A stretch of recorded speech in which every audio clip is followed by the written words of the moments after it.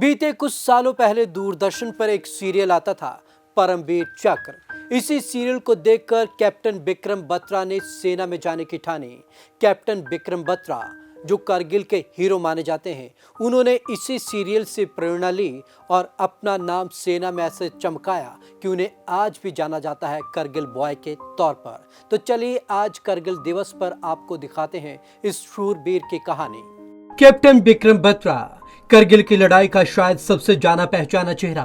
केवल 24 साल की उम्र में जिसने अपने पराक्रम से पाकिस्तानी सैनिकों के छक्के छुड़ा के रख दिए।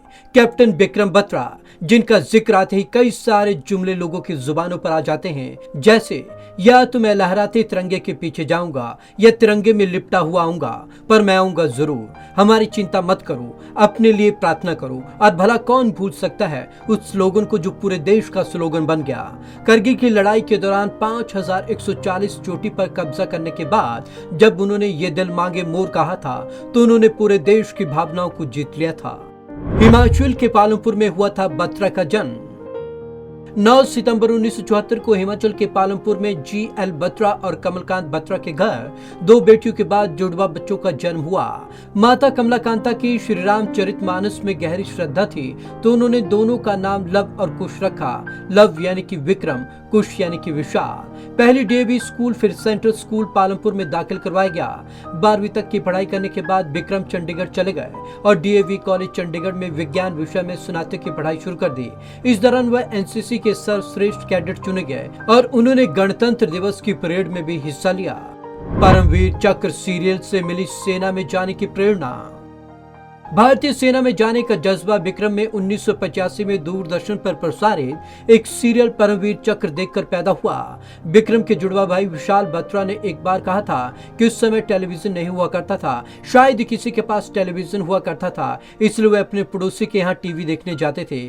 यहीं से परमवीर चक्र सीरियल देखकर विक्रम बत्रा के मन में सेना में जाने की इच्छा जगी। मर्चेंट नेवी की नौकरी ठुकराकर आए सेना में। उन्होंने सेना में जाने का पूरा मन बना लिया था और सीडीएस की तैयारी भी शुरू कर दी। हालांकि विक्रम को इस दौरान हांगकांग में मर्चेंट नेवी में नौकरी मिल रही थी, जिसे उन्होंने ठुकरा दिया। विक्रम का चयन सीडीएस के जरिए सेना में हो गया। जुलाई 1996 में उन्होंने भारतीय सैन्य अकादमी देहरादून में प्रवेश लिया और दिसंबर 1997 में ट्रेनिंग खत्म करने के बाद उन्हें 6 दिसंबर 1997 को जम्मू के सोपोर नामक स्थान पर सेना की 13वीं जम्मू कश्मीर राइफल में लेफ्टिनेंट के पद पर नियुक्ति मिली। करगिल लड़ाई के दौरान ही बने कैप्टन। उन्होंने 1999 में कमांडो ट्रेनिंग के साथ कई प्रशिक्षण भी लिए। 1 जून 1999 को उनकी टुकड़ी को करगिल युद्ध में भेजा गया। हम्प और राकी नाप स्थानों को जीतने के बाद विक्रम को कैप्टन बना दिया गया। फतेह की 5140 चौकी।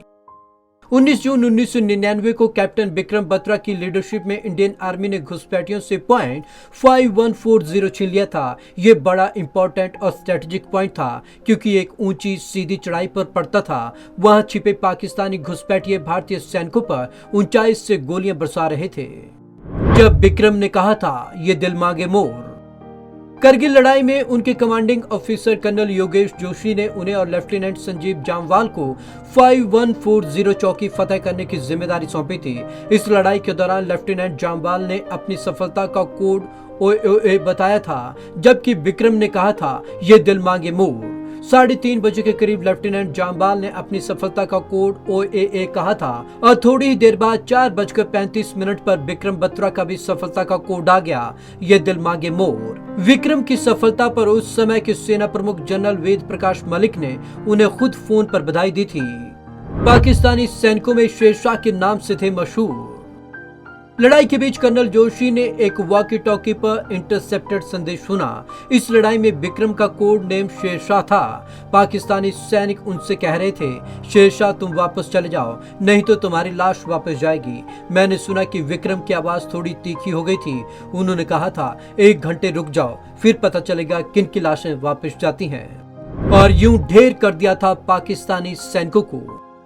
विक्रम बत्रा के बारे में एक और वाक्य मशहूर है। लड़ाई के दौरान पाकिस्तानी घुसपैठिए चिल्ला रहे थे, हमें माधुरी दीक्षित दे दो, हम नरम दिल हो जाएंगे। इस बात पर कैप्टन विक्रम बत्रा मुस्कुराए और अपनी AK-47 से फायर करते हुए बोले, लो माधुरी दीक्षित के प्यार के साथ, और कई सैनिकों को मार गिराया। 4875 पॉइंट को बचाने में हुए शहीद। मिशन 5140 की कामयाबी के बाद उन्हें और उनकी टीम को 4875 को बचाने का जिम्मा दिया गया। पाकिस्तानी सैनिक चोटी के टॉप पर थे और मशीन गन से ऊपर से चढ़ रहे भारतीय सैनिकों पर गोलियां बरसा रहे थे, लेकिन बत्रा ने हार नहीं मानी और एक के बाद एक पाकिस्तानियों को ढेर करते हुए इस चोटी पर कब्जा कर लिया। 7 जुलाई 1999 को 4875 पॉइंट पर दुश्मनों से लोहा लेते हुए शहीद हो गए, लेकिन जब तक जिंदा रहे साथियों की जान बचाते रहे। उनके मुंह से जो आखिरी शब्द निकले थे वो थे जय माता दी। साथी की जान बचाने में हुए शहीद।